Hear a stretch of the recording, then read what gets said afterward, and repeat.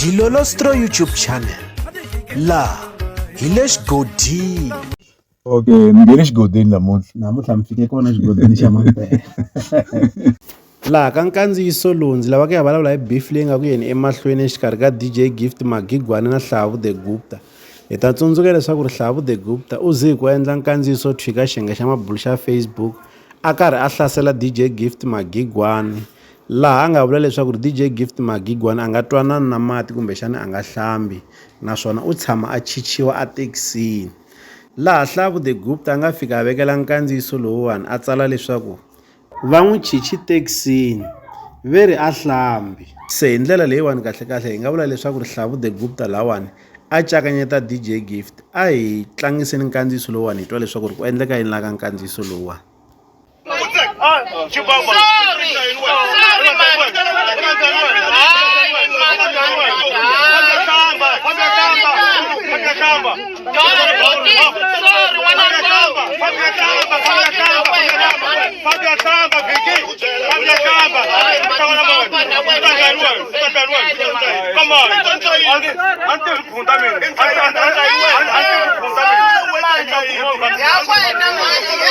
Mi ta va mi swi twini leswaku nkulukumba loyiwani u le ku byeliweni leswaku a ya hlamba naswona a nga le ku pfumeleliweni leswaku a khandziya ethekisini.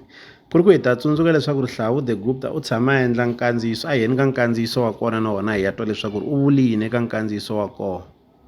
Siku rin'wana ku va xi chichile Giyani va xi chicha le ka Mangombe le taxi ka ya veri a ya le 14 va n'wi chichile ka Mangombe le hi mhaka tyaka.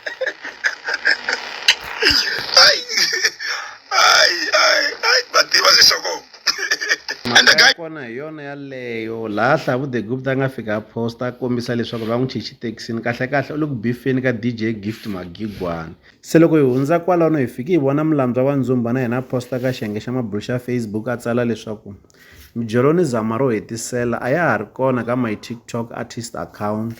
The sound is reported and removed but ni khensile eka n'wina hinkwenu mi nga endla tivhidiyo.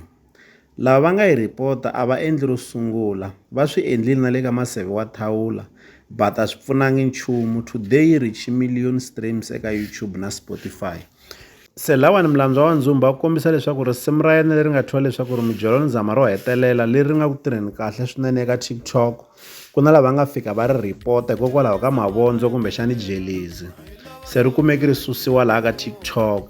U kombisa leswaku swilo swa muxaka lowuwani swi tshame swi n'wi humelela eka risimu leri nga thyiwa leswaku va maseve wa thawula ri nga fika ri ba bembele eka Gaza, naswona risimu leri ri swi kotini ku va ri ya tsema lembe eka xitichi xa ka Munghana Lonene FM Makomba Ndlela. Kambe u kombisa leswaku risimu ra maseve wa thawula ri swi kotini ku va ri fikelela ti-views ta ku tlula miliyoni eka Spotify na le ka YouTube, leswi vulaka leswaku na sweswiwani a swi n'wi chavisi kumbexani ku n'wi dzinginisa. Leswi hi ta avelana na n'wina eka Dilolostro YouTube channel. Mi ta avelana na hina mavonelo ya n'wina eka xibokisana xa ku tsala eka xona mavonelo laha ka Dilolostro YouTube channel. Hi le xigodini leyi i channel ya n'wina ya ka Gaza. And guys ka age leya hina leyi mani loko u banyana hit u inana xavani movha ma swa hlupha hi mi vona hala ti-hiking hambi munhu o kumela nyana munhu a va a tumbe tihlokonyana mani.